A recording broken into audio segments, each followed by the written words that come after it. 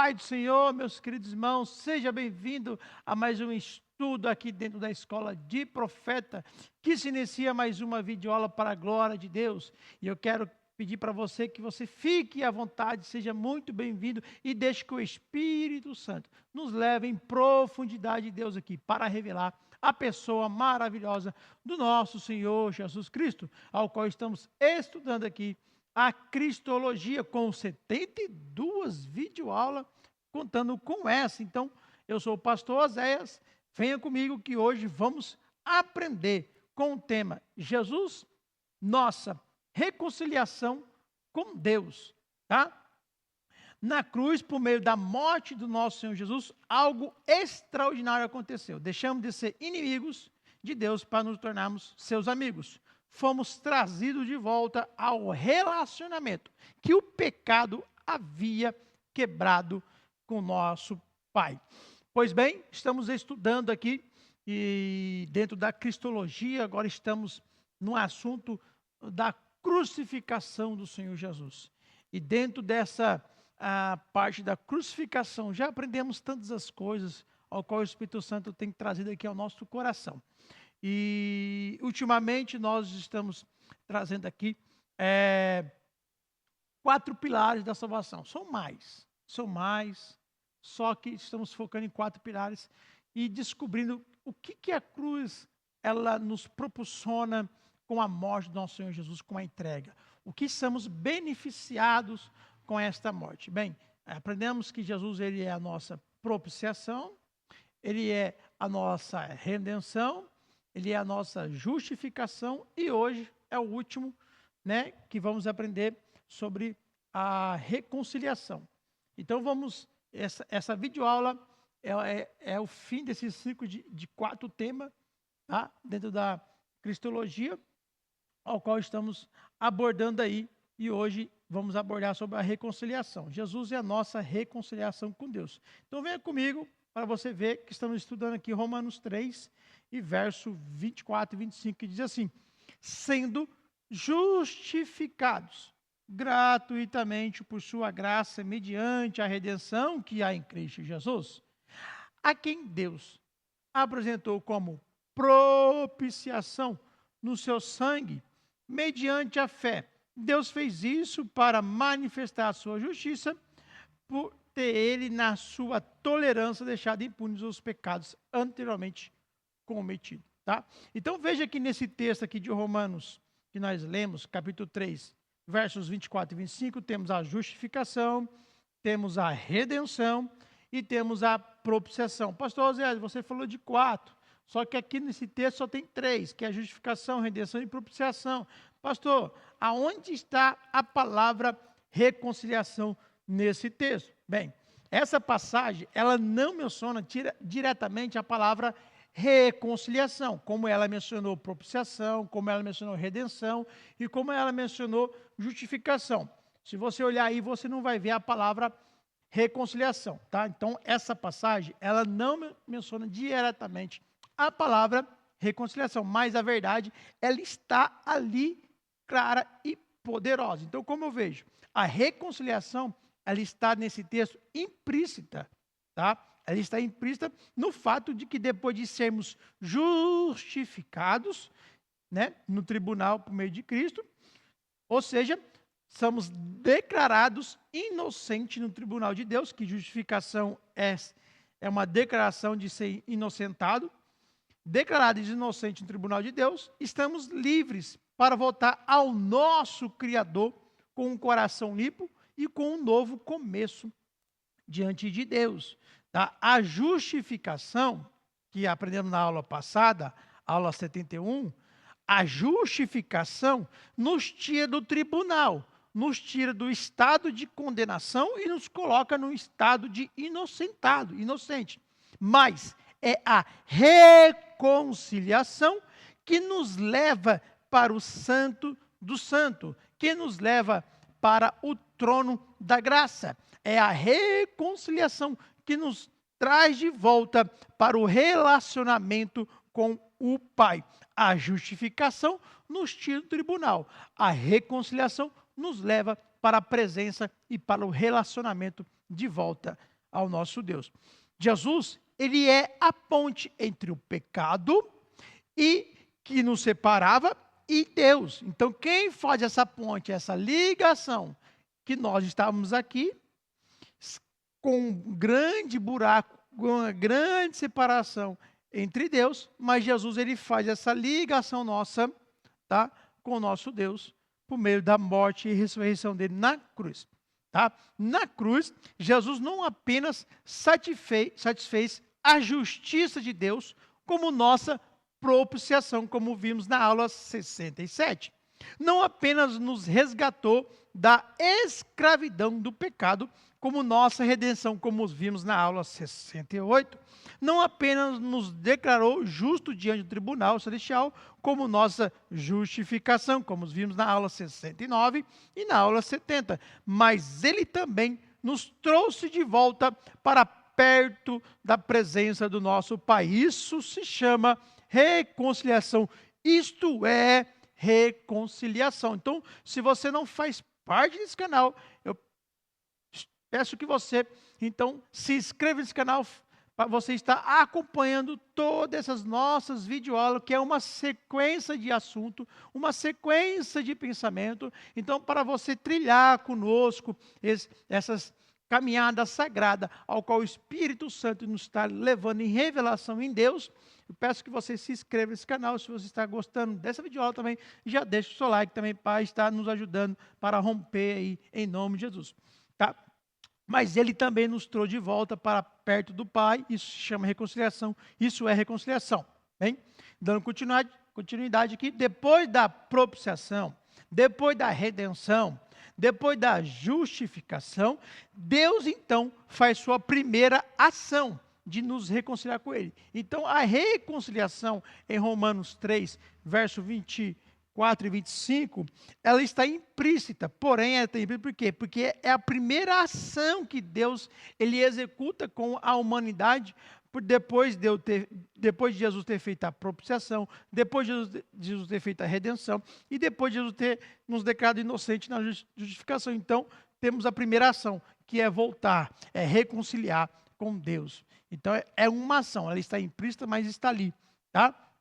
Em Romanos. Através da sua redenção, somos libertos. Pela sua propiciação, a ira de Deus é satisfeita. E pela fé, somos recebidos de volta, não como servos, mas como filhos amados, assim como foi com o filho pródigo, que iria ser recebido apenas como servo, mas o pai falou, não, você é filho, toma sandália, toma anel, toma uma roupa nova e vamos sacrificar aqui o bezerro e vamos festejar. Tá?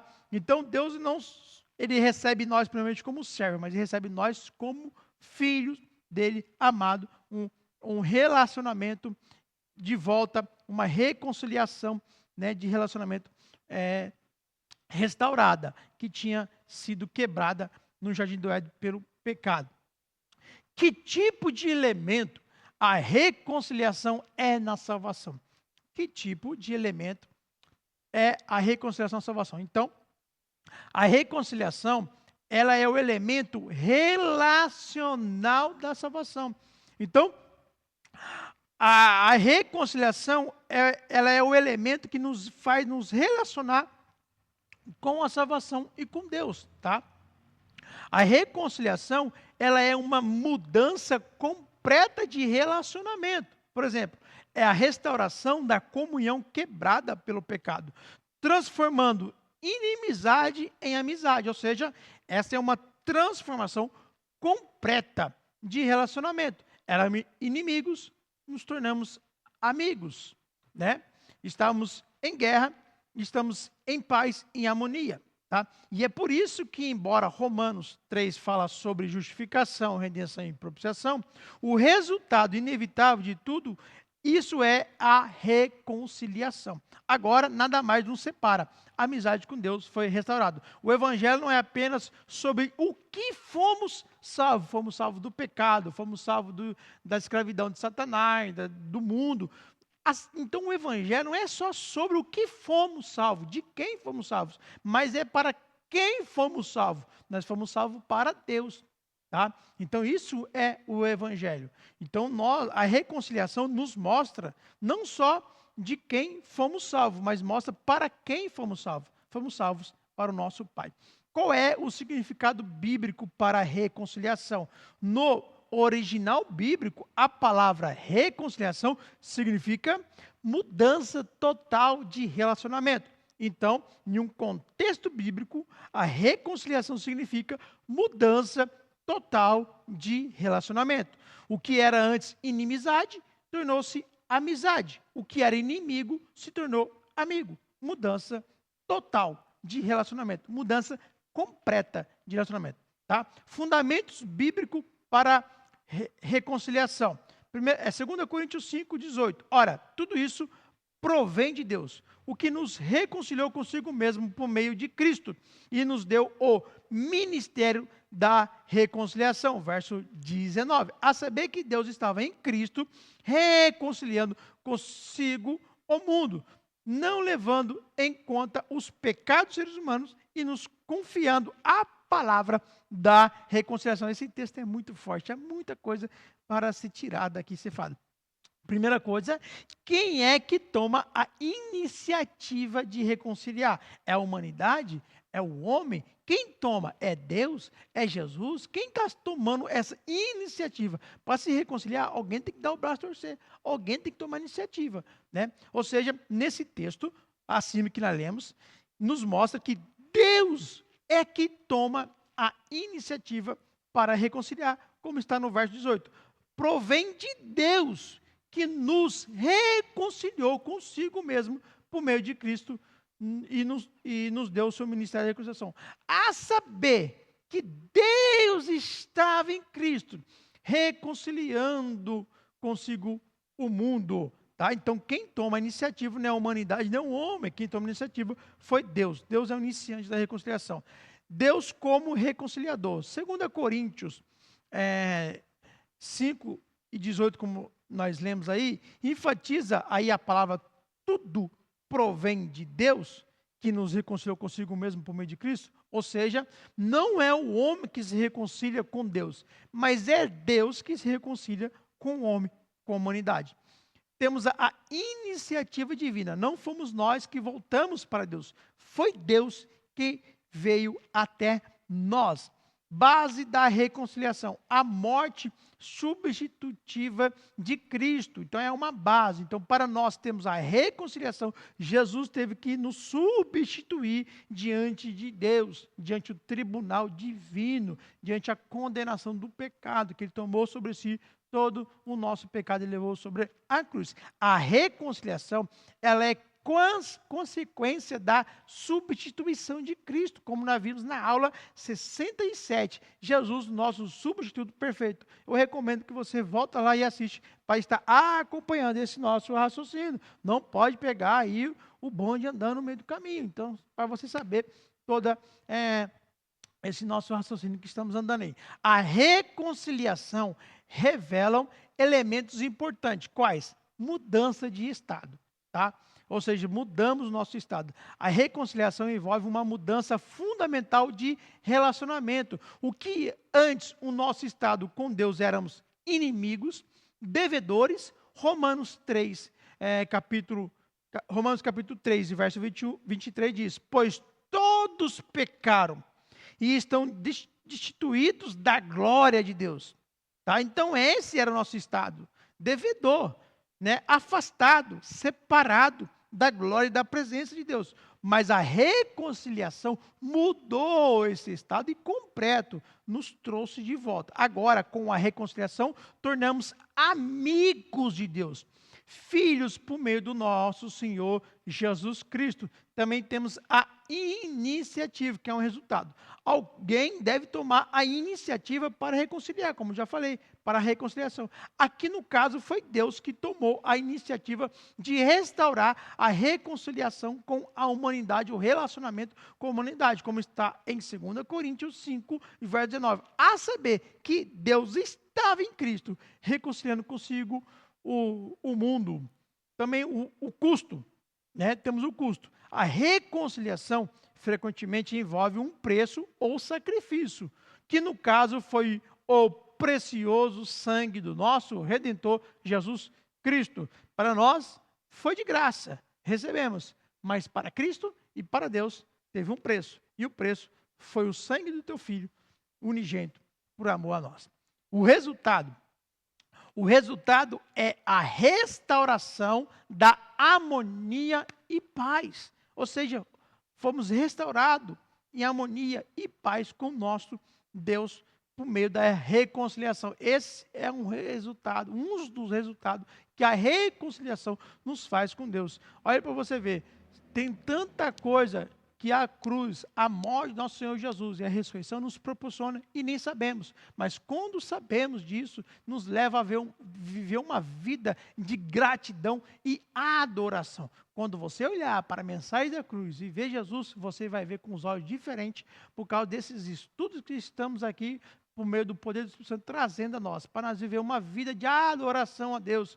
Como vamos negligenciar a tão grande salvação, Hebreus 2:2, né? Então, se nós negligenciarmos, seremos condenados, mas a partir do momento que vivemos uma vida de adoração a Ele, por meio daquilo que recebemos, nós somos gratos a Deus e estamos aí galardoado por tudo aquilo que a cruz nos proporciona e fomos beneficiados. Romanos 5:10 diz, porque se nós, quando inimigos, fomos reconciliados com Deus mediante a morte do seu Filho, muito mais, estando já reconciliados, seremos salvos pela sua vida. Olha só o que Paulo fala. Aqui nesse texto acima, entra uma curiosidade. Qual? Paulo argumenta que se Deus fez tudo isso quando éramos inimigos, quanto mais Ele nos guardará agora que somos reconciliados. Se Deus fez isso, nós, pecador,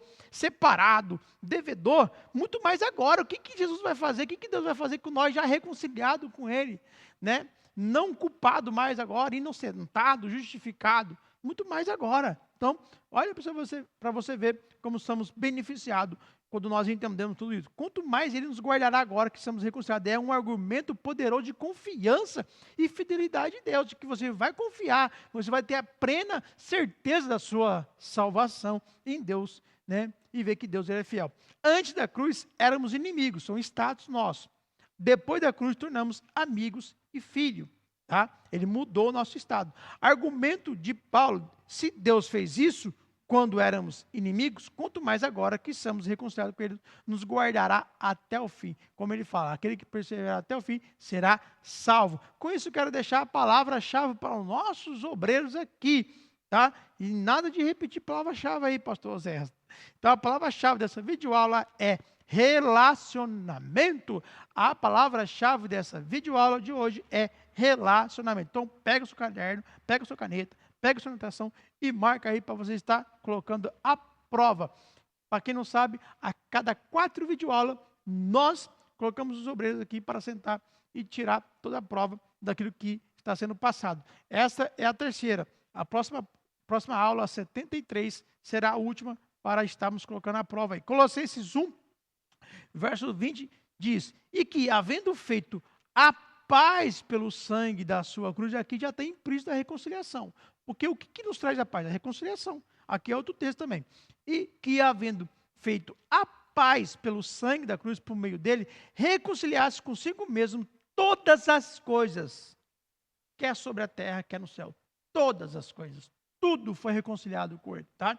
A reconciliação tem dimensões incríveis. Vamos conhecer então. Em Colossenses 1:20, vemos que pela cruz houve reconciliação vertical entre Deus e o homem, reconciliação horizontal entre judeus e gentios, quebrando barreiras sociais, o homem, reconciliação cósmica, toda a criação sendo restaurada. A ideia de que a cruz impactou até mesmo a criação é fascinante e muitas vezes negligenciada por muitos, mas depois disso você não vai negligenciar. Deus restaurou tudo para o teu filho. Colossenses 1:20, como diz, reconciliaste consigo mesmo todas as coisas, quer sobre a terra, quer nos céus. Por isso que o texto diz, lá em Romanos, não lembro o verso,